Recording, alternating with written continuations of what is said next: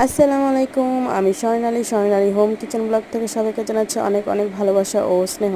তো আজকের ভিডিও চলেন শুরু করা যাক। দেখে আসি আজকে আমরা কি রান্না করব। তো প্রথমে এখানে আমি 5 থেকে 8 চামচের মতো তেল দিয়ে দিয়েছি। তেলে আমি 2টা মাঝারি সাইজের পেঁয়াজ দিয়ে ভালো করে নেড়ে ভেজে নিয়েছি। ভেজে নেওয়ার পর এলাচ, দারচিনি, ঠ্যাঙ্গা আপনারা দেখতেই পারছেন কতটুকু পরিমাণে আমি নিয়েছি। আর এখানে গ্রেট করা গাজর দিয়ে দিয়েছি।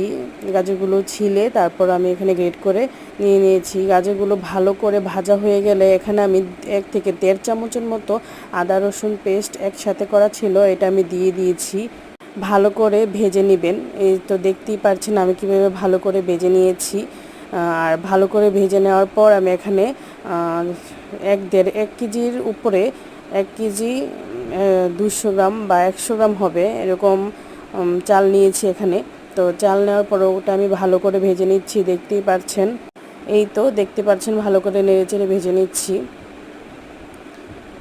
এই যে ভাজা প্রায় কমপ্লিট হয়ে গেছে। তারপর আমি যে আপনারা আপনাদের পানি আন্দাজ অনুযায়ী দিবেন। আমি এখানে আমার বাসার একটি গ্লাস ছিল, এই আন্দাজে আমি যেহেতু 1 কেজির উপরে চাল দিয়েছি, তো আমি এই গ্লাস দিয়ে মোটামুটি 4 গ্লাস দিয়ে তারপর আর একটু পানি দিয়ে ঢাকনা দিয়ে দিয়েছিলাম। তারপর হঠাৎ করে মনে পড়লো যে আমি তো এখানে আস্ত মরিচ দেইনি। তো আস্ত মরিচ এটা অপশনাল, আপনারা দিলেও পারবেন, না দিলেও হবে।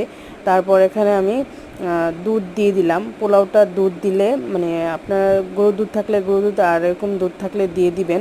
তো দুধ দিলে পোলাওটা সাদা হয়। আর সবচেয়ে বড় কথা কি, আমি পোলাওত লবণ দিতেই ভুলে গিয়েছি। তারপর আমি পোলাওত লবণ দিয়ে দিয়েছিলাম, আপনারা দেখতেই পাচ্ছেন। আপনারা আন্দাজ করে পোলাওত লবণ দিয়ে দিবেন। তো এই তো আমার পোলাও তৈরি হয়ে গেল।